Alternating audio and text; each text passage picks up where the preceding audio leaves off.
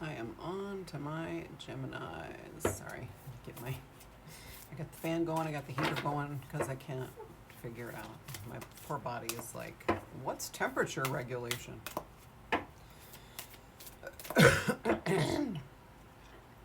Gemini. I'm Gemini rising. So, Sun, Moon, Rising, Venus does not matter. If you resonate with Gemini for any reason, there may be a nugget of wisdom in here for you. We are going to ask for messages to come through always and only from the highest vibration of love and light, and always and only in the highest good of you. So, Gemini, what's coming for you in February? What's going on? What's going on? Let's see if we can get one upright. Of course not. I cannot hold the... Gemini, I'm loving your card. You want to see it? Just a minute. Damn. All right, I'll show it to you. So 42, Valkyries. One thing I have to share with you about the 42. I do not break that down. Now we can look at both. 42 breaks down to 6. It's letting the old die. Beautiful message. Sure, why not? That's exactly what everybody is doing right now.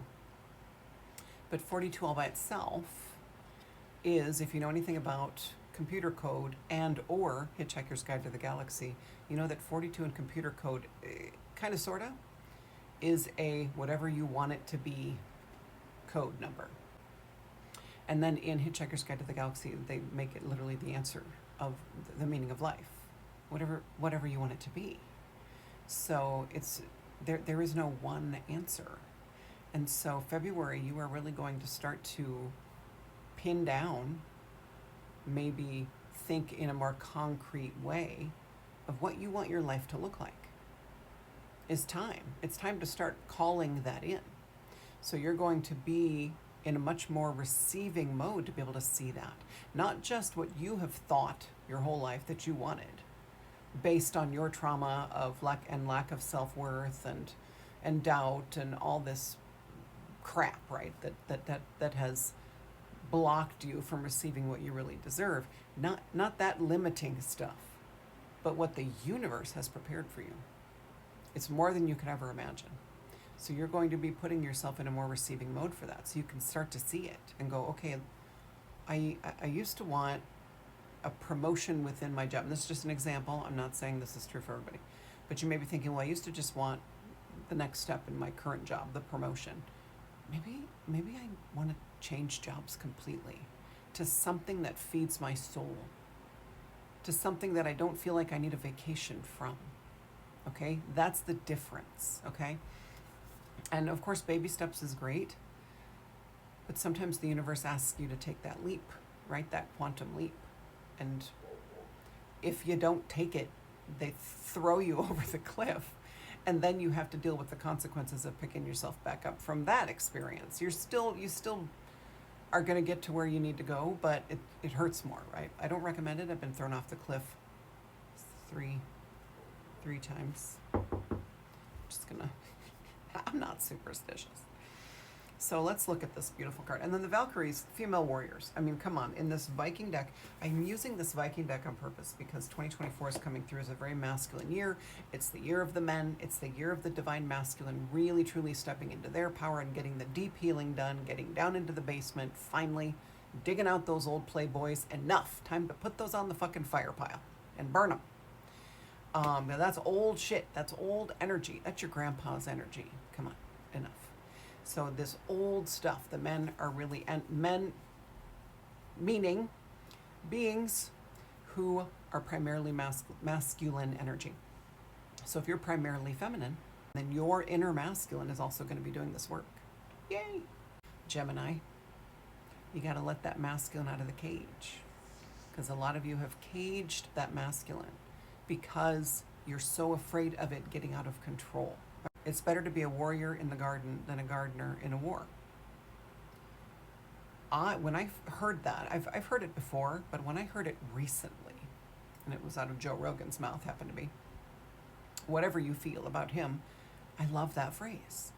But I immediately went, wait a minute, there's more to this than that could be everybody's mantra. What I saw was Divine masculine is the warrior in the garden. The divine feminine is the gardener in the war. Yeah? Yeah? What do you think of that? I thought it was pretty cool. I was like, that's the dynamic. That's the relationship. We are the gardeners, divine feminines. If you are more feminine, then you are the gardener, you are the cultivator. Okay? You are the mother. Whether you are, no matter what this looks like, okay, or what you resonate as, if you are more feminine energy, then you are a mother energy in some way, a cultivating life energy, okay?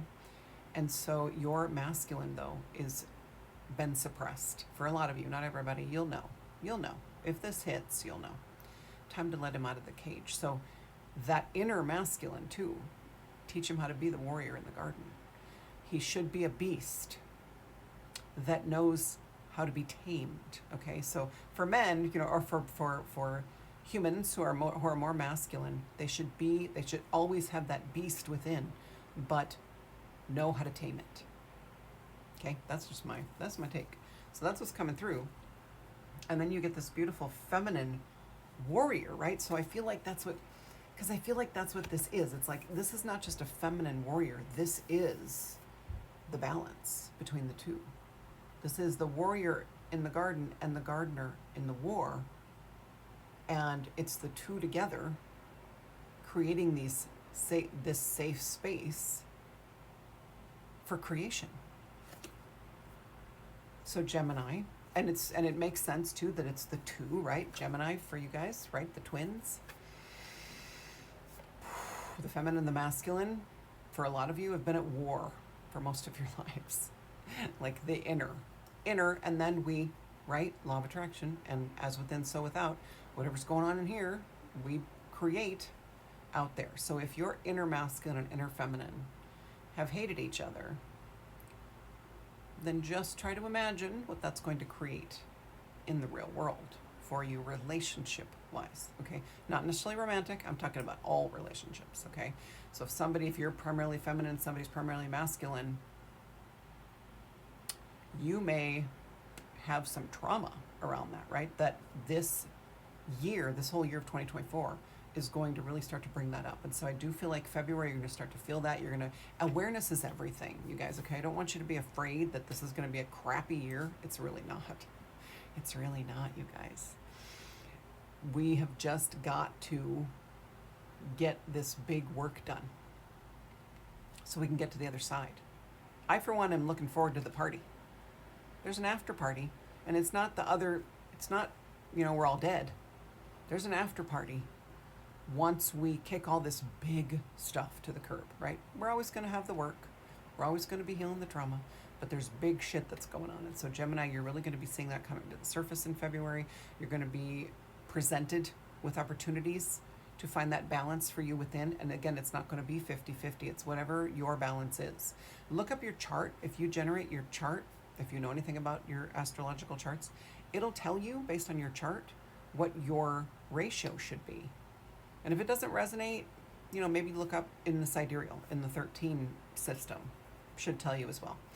But for me, it was 70-30, which really deeply resonated. And I'd lived most of my life the opposite, 30-70, being in the military, growing up with brothers, being a tomboy, playing baseball. I mean, I was the epitome of tomboy. So anyway, Gemini, you've got this beautiful balancing coming in, but look at this giant bird as a guide, telling you are supported. 42 is this is your opportunity to make your life whatever you want it to be, and balancing that warrior with the gardener.